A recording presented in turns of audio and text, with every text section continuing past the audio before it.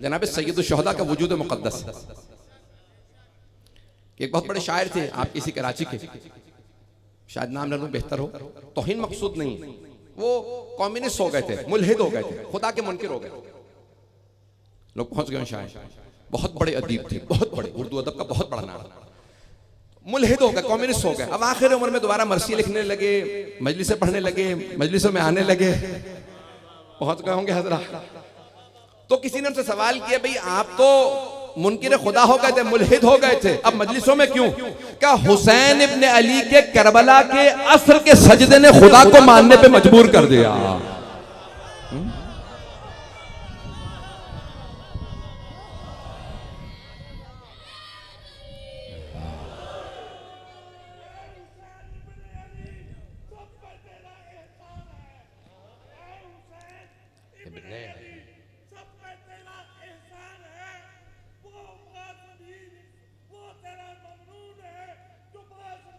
इंसान है, तवज्जो है ना जाने गिरा, ये जनाब सैयदुल शुहदा की असर का सजदा क्यों क्यों जरूरी है? शिया की हैसियत से ना सुनिएगा इस जुमले को, क्योंकि आप ज्यादातर यहाँ पे लोग पैदाशी शिया बैठे होंगे मुझ जैसे, तो हमें तो घुट्टी में पिलाया गया हुसैन हुसैन, हमारे तो खून की रगों में है हुसैन हुसैन, माँ ने दूध पिलाया तो कहा हुसैन हुसैन। तवज्जो तवज्जो, शिया की हैसियत से ना सुनिएगा, वो तो जो कहूंगा आप मानेंगे। इसे सुनिए कि कोई आदमी कहे कि कैसे मानूं तौहीद को। अज़ीज़ान गिरामी, कोई परेशान हो जाता है ना, बीमार हो जाए तो कहते हैं मैं खुदा को क्यों मानूं, मैं परेशान हूं, मुझे बीमारी क्यों आई, मुझे परेशानी क्यों आई। और अगर कोई असर में खड़ा हो जहां 72 लाशें उठा चुका हो, 18 खानदान के लोगों के लाशें उठाए हो, जबान पे शिकवा ना हो, बल्कि कहता हो परवरदिगारा तेरा बंदा तेरे पास आ रहा है, अब क्यों खालिक ना कहे ए हुसैन आपने मेरी तौहीद को मनवाया। जिंदाबाद मर्दाबाद मर्दाबाद हैदरी। तवज्जो फरमा रहे हैं ज़ानी गिरामी कि उस असर में भी जनाब सैयदुल शुहदा के लबों पे शिकवा नहीं है, शुक्र है, बहुत फर्क है। रज़न बिक़ज़ाइही व तस्लीमन लिअमर, तेरे हर अम्र के सामने मैं तस्लीम हूं, कोई शिकवा नहीं। यहां तक कि जब जनाब अलैहिस्सलाम का, मैं मसाइब पे नहीं आया, जब जनाब अलैहिस्सलाम का लाशा उठा के ला रहे थे ना, तो कहते थे परवरदिगारा, जब मैं एक अपने छोटे से बेटे का लाशा उठाता हूं तो रोना आता है, मेरा सब्र का पैमाना लबरेज होता है, लेकिन जब देखता हूं ना सब कुछ तेरे सामने हो रहा है तो मुझे पता है मेरा बदला लेने वाला तू है। अल्लाह अकबर।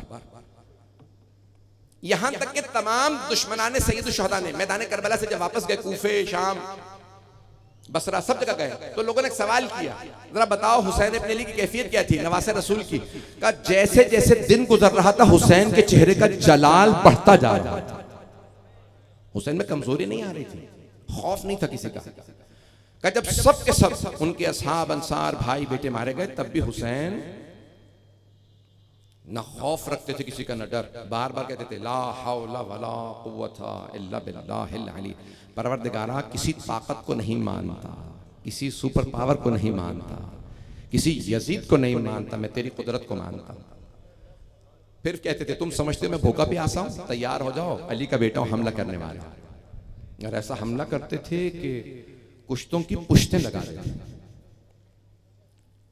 अज़ान गिरामी, ये तौहीद नहीं तो और क्या है। करबला के अंदर जनाब सैयदुल शुहदा ने तौहीद नहीं पहुंचाई तो और क्या पहुंचाया। चलेंगे मेरे साथ अभी। अज़ान गिरामी, मैं पेश करना चाहता हूं एक और पहलू, एक और जाविये से। आइम्मा अलैहिस्सलाम ने इस अंदाज से तौहीद को समझा। बड़े बड़े अफराद जब आते आइम्मा अलैहिस्सलाम से सवाल करते मुझे तौहीद समझाइए, मैंने भी उस जगह पे पेश किया था इमाम सादिक अलैहिस्सलाम का एक वाक़या। एक और पेश करना चाहता हूं मौला का।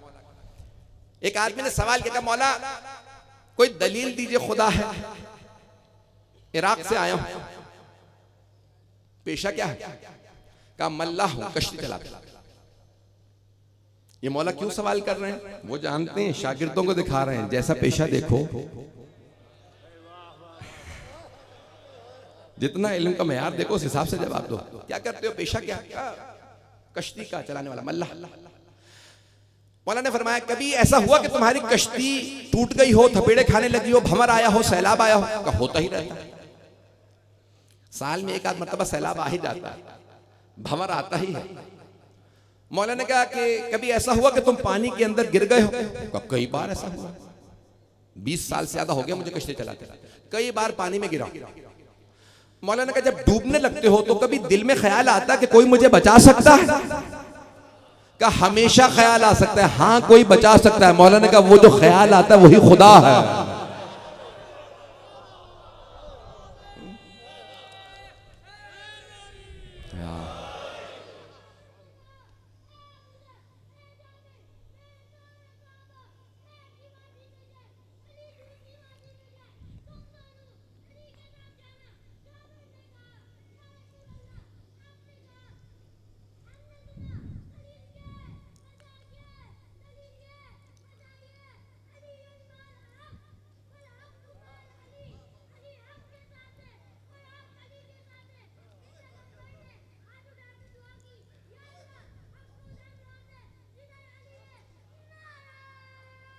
हैदरी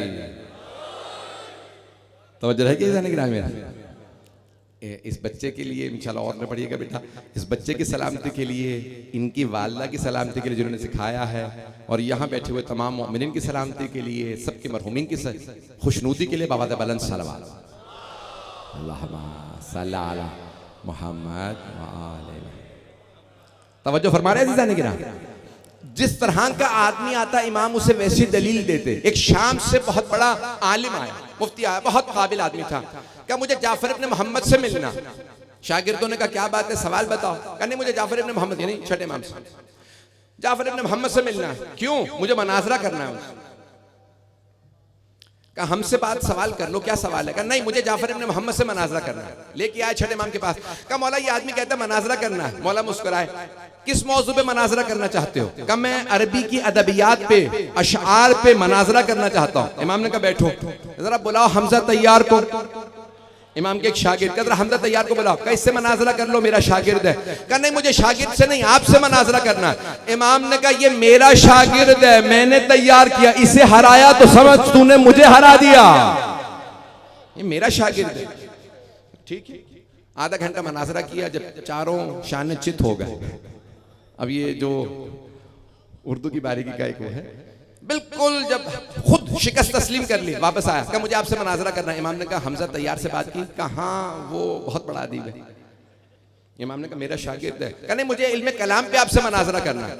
इमाम ने कहा जरा बुलाओ हिशाम इब्न हकम को। कहा नहीं आपसे मनाजरा करना चाहता हूं। मौला ने कहा नहीं तौहीद पे मनाजरा करेगा तो हिशाम इब्न सालिम, इमामत पे तो हिशाम इब्न हकम। का दोनों पे, का अलग अलग बहस कर ले, दोनों से हार गया। फिर कहा फिक्ह पे, इमाम ने कहा जुरारा को बुलाओ। कहा तफसीर पे, इमाम एक एक शागिर्द को बुलाते रहे, जब सबसे हार गया। क्या अब मैं आपसे जानना चाहता हूं शागिर्दों को क्या खिलाया ऐसे बने? इमाम ने कहा खिलाने पिलाने से शागिर्द काबिल नहीं होते, इल्म से, रूहानियत से।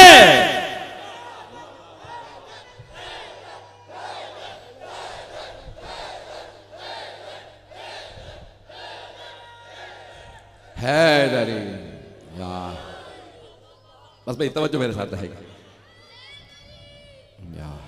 तवज्जो है जाने का।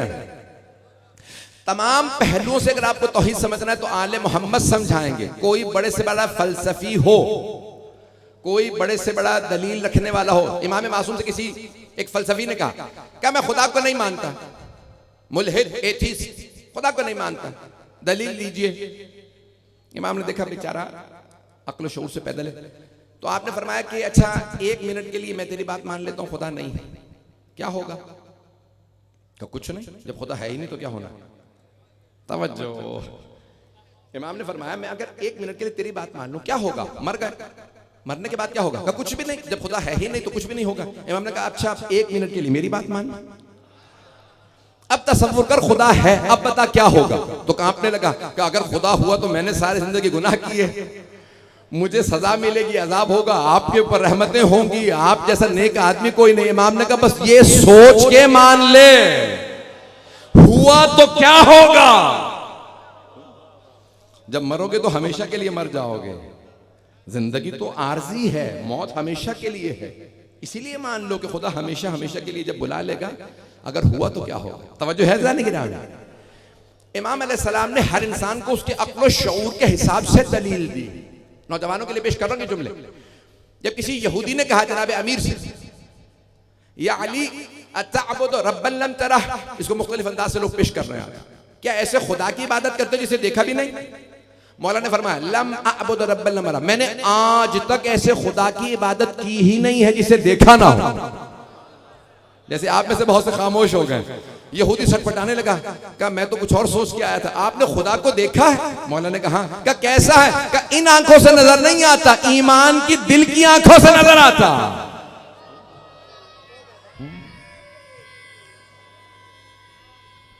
है। दारी तवज्जो फरमा रहे हैं, कहा वो दिल की ईमान की आंखों से नजर आता है। इमाम अली नकी अलैहिस्सलातु वस्सलाम,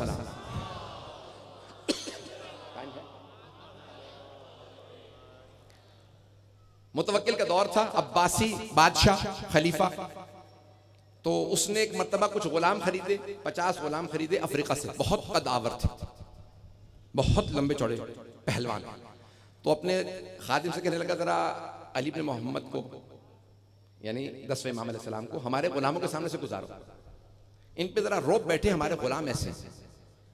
समझ कुछ नहीं आया था इन्हें, जरा हमारे गुलामों के सामने से गुजारो, ये जो 50 गुलाम अफ्रीका से ताजा ताजा में इन्हें मंगवाए ना, उन सब के सामने ले जाओ और कहो ये मुतवक्किल के गुलाम।